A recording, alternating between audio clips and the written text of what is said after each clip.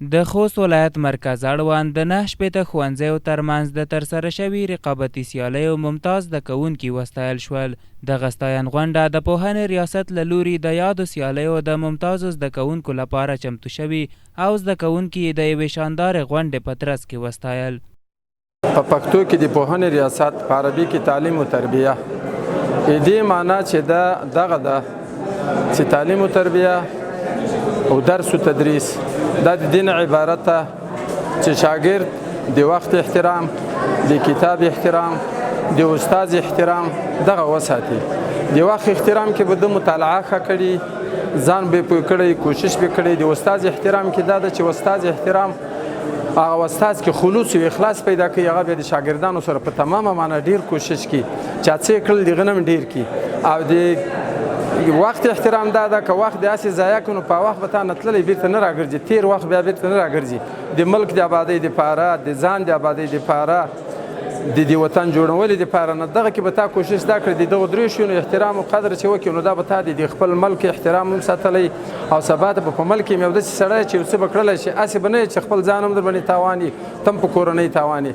نو دا کوشش به هلته کېږي چې ته د دغو درې شیانو لحاظ وساتې. په دغو سیالیو کې د 10 او 11 ټولګیو نه نږدې 1000 زده کوونکو برخه اخیستې وه. د مسؤلینو په وینا له یادو سیالیو څخه یې موخه د زده کوونکو تشویق او خپلو زده کړو ته هڅول وو. د زده کوونکو په برخه کې ډېرې ښې لاسته راوړنې موږ لرو، هم د نظارت په برخه کې هم د تدریس په برخه کې. کلونه مخکې موږ د کتابه ستونزه لرله، انشاءالله اوس مهال موږ د کتابه ستونزه نه لرو، د استادانو ستونزه انشاءالله موږ نه لرو. او کارتاسیا دومره اندازه کارتاسیا موږ زده کوونکو ته ورکولی کېږي چې دی نه زه فهم دو. نو تاسو ته موږ سل په سل اطمینان درکوو چې انشاءالله کلونه وروسته به او د زده کوونکو کوم مساویات چې دا په دې شکل سره نه وي ډېره په لوړه درجه کې به وي. بلخوا زده کوونکي دا ډول سیالۍ ډېرې مهمې بولي او له مسؤلینو غواړي چې د دوی لپاره د په مرکز او ولسوالیو کې ورته سیالۍ نورې هم برابرې کړي. احساسات په الفاظو کې نشم څرګندولی ځکه موږ یوه داسې سیالۍ کې ګډون کړی و چې هغه د خوست په سطحه وه. له پوهنې ریاست څخه زموږ د پوهنې له امرینو ډېره مننه کوم چې دغه ډول سیالۍ په لاره واچولې، زموږ استعدادونه یې راوغوړول. ډېر خوښ یم، له دوی مننه کوم، له خپلو استادانو مننه کوم چې موږ ته تدریس کړی دی، موږ ته یو څه را زده کړي دي. او موږ دغلته په 9 شپېتو دولتي او خصوصي مکاتبو کې دا دی موږ په A ګریډ کې راغلو، لومړی مقام مو ترلاسه کړ. زما د کامیابۍ راز چې منظمه جاري مطالعه وه، د استادانو سره کوم مشکل چې ماته راتلل مو هغه مشکل زر حلولو، یعنې مشکل مې نه پرېښول چې مو ځان ته مشکل پیدا کړی وه.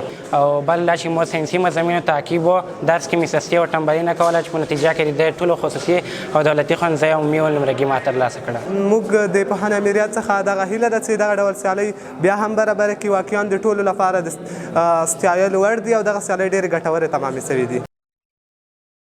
د خوست ولایت د مرکز اړوند د 9 شپېته خصوصي او دولتي ښوونځیو ترمنځ سیالۍ چې 1000 زده کوونکو د 10 او 11 ټولګیو نه پکې برخه اخیستې وه. 20 له 11 او 33 تنه زده کوونکي له 10 ټولګي نه په یاده سیالۍ کې په ښو نمرو بریالي شول چې د پوهنې ریاست له لوري په دغه ستاینغونډه کې تقدیر شول او دولتي ښوونځیو ترمنځ ازموینې څخه وروسته بریالي او ممتاز زده کوونکو لپاره ستاینغونډه ترسره شوه.